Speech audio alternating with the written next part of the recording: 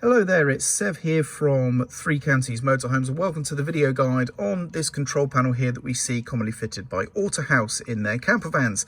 It's a very easy control panel to use, so let's get into it. So first things first, what do we have to play around with? Well, we have a power button here, two up and down buttons, a display, and then four buttons here. One of them is an enter or select button to work in conjunction with these when you're playing around with the screen. And then we have three buttons for your main features in the camper. In this particular instance, we have your water pump, your lights, and your fridge freezer. These essentially cut the power to those particular things. So your lights won't work without this on, and the same for your fridge freezer, for example. Now, what we have on the display is a clock, and then up the top here will be various symbols that indicate the status of the vehicle. So at the moment you can see the vehicle is plugged into mains electric as indicated by that little sort of wire and plug icon that you see at the top right there. You can also see other symbols up here that would indicate low battery voltage, for example, and others. Please refer to your manual to see a full list of those particular symbols. Now, to turn on and off the panel, we simply press this button, but that's actually incorrect. We're not turning on and off the panel when we press this.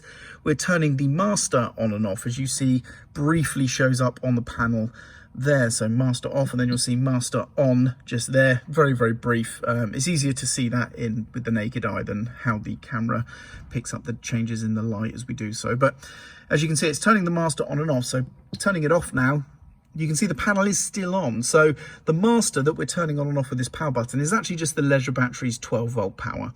Just turning that on. The panel itself actually remains on. Now, if you want to turn the panel off itself completely, you have to press and hold the power button until you see this screen here shutting down. Press any key to cancel, and if we leave it, it will turn itself entirely off after a short period of time, and then we will have, as you can see now, a completely blank screen. So both the leisure battery and now the panel is off.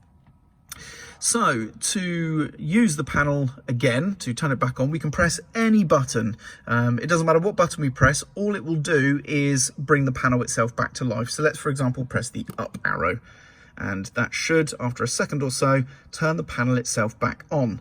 So the leisure battery isn't on yet, but the panel itself is. But as you can see, by turning the panel off, it does reset the clock. So we are going to have to reset that, and that's very easy. We press and hold the enter button to select the hours, or to highlight the hours, which we can then use the arrow keys to set. Press enter to then cycle to the minutes, and then we can move these back down. It's probably going to be like about there-ish, and then press the enter button, and that will set the time. And there we go. And to turn the panel back on again, we can just simply press the power button, and we are back on, with leisure battery, and now we're back on again. Now, one thing that's interesting to note is, for example, you can turn the panel on and off, the leisure battery on and off, whilst also turning on a particular function here. For example, if I press the lights button, that's going to turn the master and the lights on at the same time, which is quite interesting. So you can do that as well without having to press this button at all. You do, though, to turn the vehicle or the leisure battery off, but for turning on, so I could turn the fridge on and the master at the same time, for example. What's also worth noting is these are essentially toggle switches. They're not really a button, they're a toggle switch. They remember whether they're left on or off, which is why when we're turning the power on, the lights are coming straight back on, because it remembers that they were left in the on state. So what we can actually do, and it's the same in this particular camper, for example, with the fridge freezer, it remembers that it is in the on state, as you can see. If I was to turn the fridge freezer off, and then we'll turn the power off, when I turn the power back on, it should remember that the fridge is to be left off, and as you can see, the fridge is indeed off. And it's the same with the lights. If I turn the lights off and then turn the power off, when we return the power back on again, we don't get any lights, because it remembers that those were left in the off state. So they're more like toggle switches. So other than that, we can use the pages to cycle information. So if I press up, we'll see the leisure battery voltage. We can then see the internal temperature, and then we can go to user settings, and then we're back to the screen. Going down, we just go the other way, so it starts with user settings.